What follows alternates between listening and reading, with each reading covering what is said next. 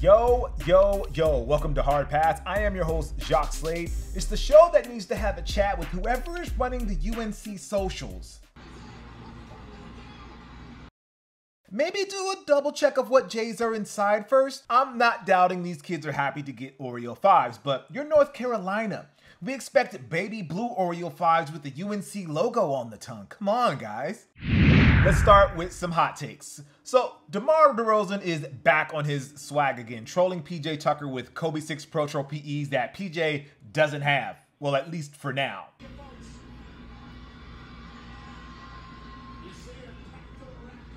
Look, if we're finally going to get the long-awaited sneaker verses between these two, I'm all for the jokes. But I wonder though, would you rather be DeMar DeRozan, who has the definitive Nike Kobe collection, or PJ Tucker, who has everything else but clearly loves Kobe and Nike Kobe's but will always be second fiddle to DeMar? Jalen Rose gave us a preview of the upcoming Puma MB-01, LaMelo Ball's debut signature shoe with the brand. Not gonna lie, kind of disappointed we didn't get Jalen's commentary during the video, like, gotta give the people what they want. Or like Dave Jacoby just deep sighing in the background while Jalen goes on some wild tangent. But the shoes are interesting.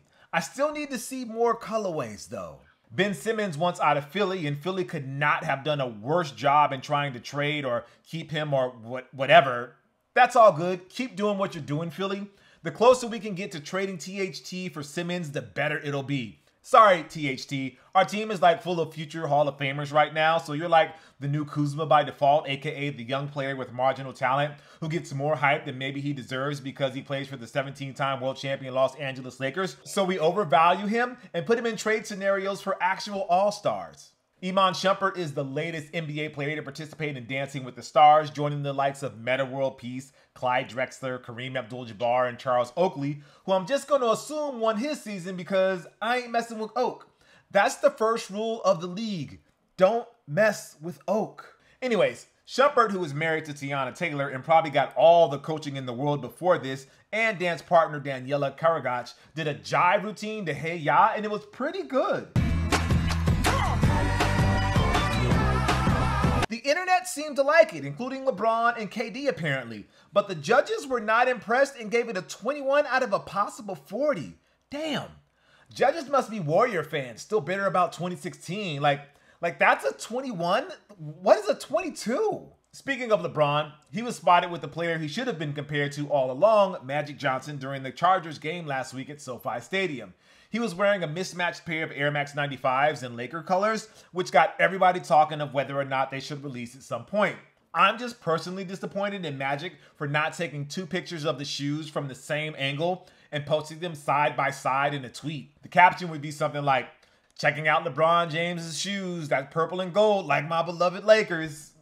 We get it, Magic. In a moment that feels like years, if not decades in the making, CM Punk finally wore Jordans when he showed up to do a promo for AEW Grand Slam in Arthur Ashe Stadium on Wednesday night. Like, we never expected Punk to be a sneaker guy, especially since the Young Bucks have that lane taken care of in AEW, but for somebody who reps Chicago like Punk, you'd think he would have thrown in a pair of J's every once in a while to keep up with the gimmick. So, we finally got a sneaker pipe bomb from Punk in the form of the Jordan 1 High 85 Reverse Breads. Now we just need Bryan Danielson and Space Hippies, and the cycle will be complete. The WNBA playoffs are going on as we speak, and I just wanted to give a shout out to my three-time world champion, Los Angeles Sparks. Even though they did not make the playoffs thanks to a multitude of injuries, Hard Pass supports all of the LA teams like the Sparks, the Lakers, the Dodgers, the Rams, the Kings, Trojans, the Bruins, and more. We even support teams that just got here like the Chargers and LA adjacent teams that want to be LA so bad like the Ducks and the Anaheim Angels that are south of the 5 freeway right next to Disneyland and minutes away from Knott's Berry Farm. Yep, we support them all.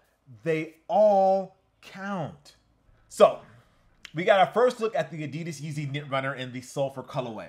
Oh, since we can't actually do it for the heat check since the shoe will have dropped as of this recording, and it was announced way after last week's episode, let's do it now for posterity. The Adidas Yeezy Knit Runner Sulfur, September 23rd for $200. According to the Encyclopedia Britannica, sulfur is a non-metallic chemical element belonging to the oxygen group. Pure sulfur is a tasteless, odorless, brittle solid that is pale yellow in color, a poor conductor of electricity, and insoluble in water. It reacts with all metals except gold and platinum. Millions of tons of sulfur are produced each year, mostly for the manufacture of sulfuric acid, which is widely used in the industry. All right, cool. We're gonna do an actual heat check with the new releases after this, so don't worry about that. So hopefully by the time you watch this, you will already have your feet on a pair of these new and I guess exciting Yeezy silhouettes. Look, we can't be hypocrites and complain that Kanye keeps making the same 350 V2s every week, but with slightly different shades of gray or blue or brown, and then not give them the full hard pass treatment. And by that, I mean we make playful jokes about how these things look like socks for your foam runners. Like, seriously. They look like they would fit so snug on these things that they sell at Walmart. And after co-writer saw what he thinks were his first real and authentic foam runners, he had the same thought as I did. Like, wow, that's so nice of Kanye to charge you $200 for something you can use to cover up those foam runners in the winter months. But like in the most sarcastic tone possible, like, wow, that's so nice of Kanye to charge you $200 for something you can use to cover up those foam runners in the winter months? Anyways, sulfur is a bold choice to go with for a debut colorway. But then again, the late great Kobe Bryant did it all the time when he was still with Nike, so no problem there. But speaking of Nike, I guess the shoes that I would compare these to is the Flyknit Racer. It looks fine in chromatic finishes, but imagine what a multicolor version could do. It would be like the hype and fuss over the original multicolor threaded sneaker, the tough to find Flyknit Racer 1.0. Not surprisingly, the sulfur is already sold out and people are already trying to list them on reseller platforms. I have a feeling this is going to be a very popular sneaker once we get more colorways. The novelty of that new Yeezy that isn't some hulking boot, but rather a hulking pair of foam runners with a sock place on top might have a chance to usurp the 350 as the dominant Yeezy, the same way NMDs took over the Ultra Boost when they debuted several years ago. And if nothing else, this is the perfect sneaker and colorway for a Mickey Mouse cosplay if you can't find those giant shoes they sell at the Disney store at the mall. Well, they used to sell at the Disney store at the mall. Rest in peace to the Disney store.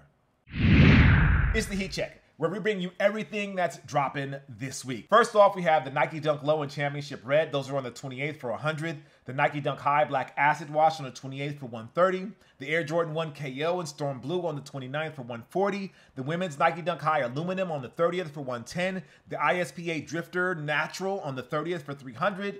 The Bape and Reebok Club C on the 30th for $150. And then the Shea Gilgeous Alexander Converse Pro Leather on October 1st for $75. And then we have the Nike ISPA Flow 2020 SE in Black Iron on the 30th for $200. Another one of my favorite ISPA releases. This is a follow-up to the Flow 2020 release, but with the tweaks to help you get through the winter months. Nike used feet map data to determine which parts of the feet get colder and isolated their efforts there to give them added protection from the elements. Not that I need that here in Cali, but I want them. We have the Billie Eilish Air Jordan 1 and 15 on the 30th. The much anticipated, I don't know, are these much anticipated? Anyways, the much hyped Jordan Brand collaboration from Billie Eilish, and she takes two maligned Jordan retros, the KO and the 15, and give them a dash of her energy, which is apparently a lot of green and earthy tones.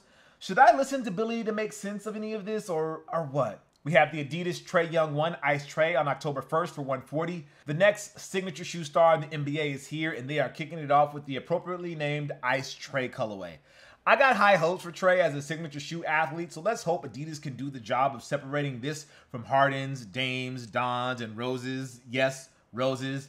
I don't want the D-Rose hive coming after me. He still has shoes, I get it. Then we have the Air Jordan 5 Orange Blaze on the 2nd for $190. Orange, sail, white, and black. I'll just wait for the internet to decide if we're going to call these shattered backboards moving forward or nah. And then my pick of the week is the Nike Air Max 90 Familia on the 29th for $130. It seems like it would be hard to represent all of Latin America in one sneaker, considering they thrive on their multitudes and their diversity. But if there's one thing that unifies us all, it would be sport. And their sport of choice would be soccer or football. Based on a fictional team the swoosh made up called Club Atletico Familia, which, again, they're walking a tightrope here, this Air Max 90 is composed of 100% recycled polyester graphics that makes each pair unique. I guess that's one way to represent all of Latin America in a sneaker, but I'll be curious to see the response, if there is any, to how this actually rolled out. And now for a heat check on Nike's CO.JP tournament. Late last month, Nike announced a new bracket of sneakers that would go head-to-head in a digital tournament on Sneakers app, not unlike the Air Max and the LeBron vote back of the past several years. This time, the theme was CO.JP, which is short for Concept Japan, a run of sneakers from the late 90s to early 2000s that were Japan exclusives. In many ways, the practices from Concept Japan would lay the groundwork for a lot of what we see today when it comes to hype releases. According to Jeff Staple when he spoke to Hypebeast in 2020, if it wasn't for CO.JP, you wouldn't have quick strikes, you wouldn't have segmented distribution, you wouldn't have tier 0 releases, you wouldn't have sneakers. Do we need to run a segment in the future titled, Thanks Japan? Nah, hell no, we love Japan. I have like 14,000 reasons to move there, the most recent being Super Nintendo Land and Universal Studios Japan. Anyways, the tournament featured classics like the Sakura Air Force 1 and the Escape Air Max 90, but it also had sneakers that I admittedly have blind spots for, like the Air Footscape and the Lava Dunk. Unlike previous tournaments where the possibilities of a retro release for the winner was on the line and my knowledge of the sneakers featured colored my expectations, I was going into this vote mostly blind. But because I know how sneaker social media works, I already knew what the reaction was going to be. Older sneakerheads were going to get mad that X shoe wasn't featured or that Y shoe made it past their personal favorites. Newer sneakerheads were just going to tap on familiar names in colorways like the Un-Tiffany. Hey, it's Tiffany adjacent, so it must be good, right? Was the depth of their thought process. And then there are the desperate ones who click on every single thing in the app, including this tournament in hopes that it will lead to exclusive access down the line. I don't think you're getting lot 51 of the off-white dunks. I know. Just play along, man. Just because you voted for the Chuckas. So, after a few rounds of voting, the winner ended up being the Un-Tiffany Dunks, which apparently has few fans on the internet. But why did it win? Well, it's all in the name, of course. If these had been called Green Glows, it would not have made it past the first round. But because of the name, these shoes that resemble Tiffany Dunks the same way U.S. Agent resembles Captain America took home the prize of what? Exactly. As of this recording, Nike hasn't announced any plans to actually do a retro release for the winner, and quite honestly, I'm kind of surprised Nike had the guts to call these Tiffany's even if the point of the shoes is that they are barely Tiffany's. If this was just for bragging rights, it's kind of neat, even though I'm dreading the day someone claims the Un-Tiffany's are cool because of the sneakers vote. It's just bizarre. But congrats to the Tiffany adjacent dunks. Well done, and don't let the old heads get you down. You are as special and every bit as deserving a winner as the Sakura Air Forces. Okay, maybe not, but you get what I'm going for here. Trying to be nice and inspiring and stuff. It's a new thing for me. I give the Un-Tiffany Dunks 5 real Tiffany Dunks by Diamond Supply out of 10 Diamond Mine track jackets from WWE NXT. Malcolm Bivens, hook up your boy with one of those. It's time for this week's Hard Pass, where we take a look at something in the culture that just needs to go. Like trying to make mids happen. Well, look who's wearing mids. Michael Jordan, a.k.a. the GOAT, a.k.a. the Jumpman, a.k.a. his airness, a.k.a. the icon, a.k.a. the franchise, a.k.a. the CEO, a.k.a. second billing in a hypothetical $200 million pay-per-view match against LeVar Ball at the top of the Empire State Building. LeVar's words, not mine. A.k.a. the man who's, let's be honest, propelled sneaker culture to what it is today, good and bad. And now he's wearing mids. Wait, do you hear that? I think that was the sound of a hype beast shedding a single tear. For years, the Air Jordan 1 mid has been the subject of jokes and memes as the stereotypical middle child of the Jordan 1 family. Of course, it helps the jokes that the mids are literally the middle point between the iconic highs and the surging lows, but the slander that the mids have taken through the years has been brutal. Even we here at Hard Pass have given the mids a tough go from time to time. It's an easy gag to make. It's even in the name itself, mid. When something is mid in culture, like a super hyped album or movie or event, that's the proverbial kiss of death. I could be misreading it a little bit, but when I hear something is mid, it doesn't necessarily mean the worst thing ever. It's just something that doesn't deserve my attention or scorn. It's just a thing that exists that we don't have to care for, like a Nicki Minaj tweet that deflects from serious stuff going on in her life, or the Los Angeles Clippers. And the Jordan 1 mid has been the symbol of that mid mentality in sneaker culture for a very long time now. But now that Michael Jordan has been seen wearing a pair of Jordan 1 mids, is it time to reevaluate the place of the mid ones? Let's break this down from a few different perspectives. First of all, let's talk about the mid MJ wore. It is the Air Jordan 1 Mid Heat Reactive. From the toe to the midfoot, it follows your typical Jordan 1 blocking in black and white. Then the heel counter, the ankle and wing panel, and the tongue labels switch things up with UV sensitive material that changes the colors of the sneaker based on how it hits the light. Side note for all of my card fans out there, some sneaker brand needs to collab with Panini to make Prism sneakers or Tops to make refractor sneakers. Free idea, just putting it out there. Anyways, the heat map style sneaker isn't an entirely new thing, as customizers have been toying around with that type of material for years. Most recently, we saw Nike use variants of it on an SB Dunk release and a women's Air Force One that's not surprisingly selling for more money as the sizes gets bigger. Guys, we gotta do better. Anyway, so it felt like an inevitability that a Jordan Retro would get this type of treatment at some point. But what we did not expect was that it would be the Jordan 1 Mid, and now Michael Jordan is wearing them. Well, that must mean that the opinions of these things are changing, right? Well, let's see. A quick glance at reseller platforms shows that even though Michael Jordan wore the Heat Reactive Mids several days ago, it has not experienced a noticeable spike in prices. It has stayed the course, going for slightly above its $115 retail price. So what does that mean? I thought Michael Jordan was the style icon, and that everything he wears is immediately a hit. Well, that was true in like the 80s and 90s. Thanks to his endless swag and brilliant marketing partners, he made everything he touched cool, from sneakers to trading cards to baggy shorts to chewing bubblegum and sticking their tongue out to acting in front of a green screen. But nowadays, we're more likely to dunk on MJ's style than we are to praise it. I mean, one of my favorite Tumblr sites to look at, wait, I probably need to explain. Tumblr was this microblogging website that people used before Twitter and Instagram blew up. It was also a haven for creators to show off their work and to promote positive discussions about the LGBTQ+ issues. However, because Nazis and perverts ruin everything, Tumblr had to censor themselves over terrible content that also made it to the site. However, in doing so, they ended up muting the very people that made Tumblr a great place. In addition, now a site named Yahoo that once bought them for $1.1 billion recently sold them for $3 million, basically the value of a mid NFT. So there was this really fun Tumblr site I used to frequent called WTFisMikewearing.tumblr.com. It was a repository for the highly questionable fashion choices MJ had made through the years. From the baggy acid wash jeans to the coats that looked 3 times too big.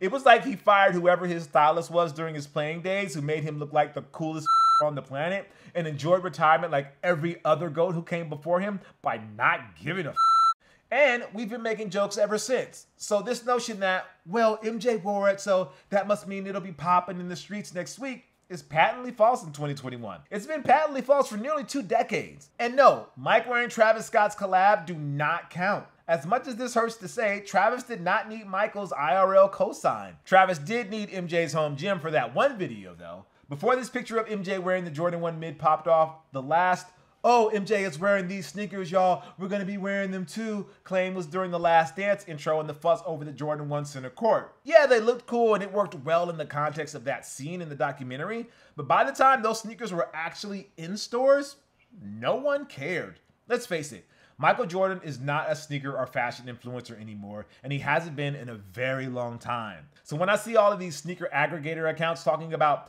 oh, now mids are going to be the thing now that Michael has worn them, it's just capping to the wildest degree. Michael Jordan has worn mids before. Remember the True Blue 1 mids? He wore those. I didn't see you all turn it into a trending topic. Hell, remember when Jordan Brand actually made the True Blue mids? You're just saying stuff to say it, like a troll in the comments who has nothing better to do than to pretend like they're offended by a crease on a pair of ones. By the way, WTFisMikewearing.tumblr.com is still alive if you want to go down that rabbit hole of acid wash denim. I'm just speculating. There is something about this current push for the Jordan 1 mids that does not feel all the way genuine. Like I mentioned a minute ago, Michael Jordan has worn mids in the past. He also wears other Jordan retros when he sits courtside for his Charlotte Hornets games. And he also wears lifestyle J's like the center courts and the MA2s. But those instances do not cause social media to lose their collective minds. Is there something about this picture that's different? I mean, he's on a basketball court, and we always love talking about how everything MJ wore on the court is iconic.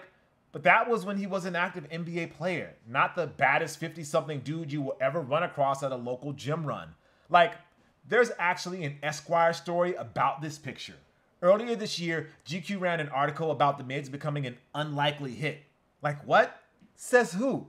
Again, I'm not trying to rain on the parade of the Jordan 1 mid praise. I just wonder who it is that's saying that and why they're saying it. And as somebody who lives in California and just went through an overhyped election because of a very loud, but it turns out very small group of people wanted it to happen, I just have my doubts that this will be the time that mids break through. That's it. It's like we're forcing ourselves to like mids instead of organically liking them because they look cool. Like, have we forgotten the widely held notion that many Jordan 1 mids are not made with the same level of quality and craftsmanship as a Jordan 1 high? Are we okay with Jumpmans on ones all of a sudden? Co-writer, the real one, doesn't buy mids because he had a terrible experience with a fit years ago and he can't shake the disappointment. Personally, I have no beef with mids, but my bandwidth and my bank account can only handle so much, so I tend to go for highs since I know they fit very well. I'm not saying this is some sort of conspiracy by the sneaker media Illuminati. I just think one of these outlets posted the right picture with the right caption at the right time for the wrong reason. And now we're speaking the Jordan 1 into hype beast must-haves, and that just feels off to me. So, as we sort this out, let's talk about how we here at Hard Pass feel about the mids. Last year, we talked about the Jordan 1 mids for our Heat Check segment. At the time, we were not fans of what we perceived as Jordan Brand's attempt to replicate OG colorways, but not going all the way with them. For example, everybody knows what the color blocking is for an Air Jordan 1 Bred or an Air Jordan 1 Royal or an Air Jordan 1 Chicago. But they always do one thing to change the formula. It's as if there is a mandate from higher ups in the company that they are not allowed to release a genuine Chicago 1 mid. Sure, we understand to a certain degree why the Jumpman has to replace the Nike Air on the tongue, but to release a Chicago 1 Jordan mid and replicate everything but the turn, the heel counter white? Make a Bred Jordan 1 mid but make the eye stay red? Like, why? It's like an elaborate troll. Fun fact, the favorite, well, actually, a sneaker historian loves to break out with this, the claim that Michael actually played in mid-cuts in 1985. And while that may be true, Mike did not play in subpar constructed Chicago 1s where the heel counter was white and had a Jumpman on the tongue. Our stance now with mids is the same as it is then. Either go all the way or get weird. And when I see the Heat Reactive or the Brushstroke or the Sisterhood that's building an identity for the Jordan 1 mid, like, a stereotypical middle child, people should ignore them and let them do what they want and do nothing like the beloved eldest sibling, which would be the Jordan 1 high, or the darling of the moment, which would be the Jordan 1 low. The more I think about it in my head, the more bummed I think I will be if the Jordan 1 mid takes off and starts showing up at all of these reseller shops popping up at malls now that they only stock ones, dunks, and Yeezys that came out within the last 6 months. Because I think the mid has served a valuable purpose in the sneaker community. For somebody who has fond memories of Michael Jordan during his prime Chicago Bulls days and maybe wants to relive some of that magic but doesn't want to deal with the BS of resellers or hypebeasts, they can go to any sneaker shop from big box retailer to mom and pop spots that still have a Nike account and buy mids. TikTokers who buy their way into sneaker culture typically go with mids first because it's readily available. And people who don't give a shit and just need a go-to pair of J's in any color can find a wide selection of mids. It would be frustrating if West Coast Joe and other West Coast Joe types started sensing that mids were trending and decided to turn that into their next white-on-white Air Force One, meaning that they buy up all of the general release stock, resell them for razor-thin margins, and make money from the volume of sales. We should just leave the mids alone. Demand a bump in quality, allow them to get weird, and make them in the millions. The last thing I want is to be taking L's on mids on Saturday morning. All right, that's going to do it for the show today. Thank you guys for watching Hard Pass. I am Jacques Slade, and I'll see you next week, but not before I show you a Pikachu card made of 24-karat gold. The confidence is building for CM Punk. I think Punk feels he's got this thing in hand. You won't find these in your shoebox, kids. Okay, maybe you will. And if you do, actually let me know. All right, you guys. Peace.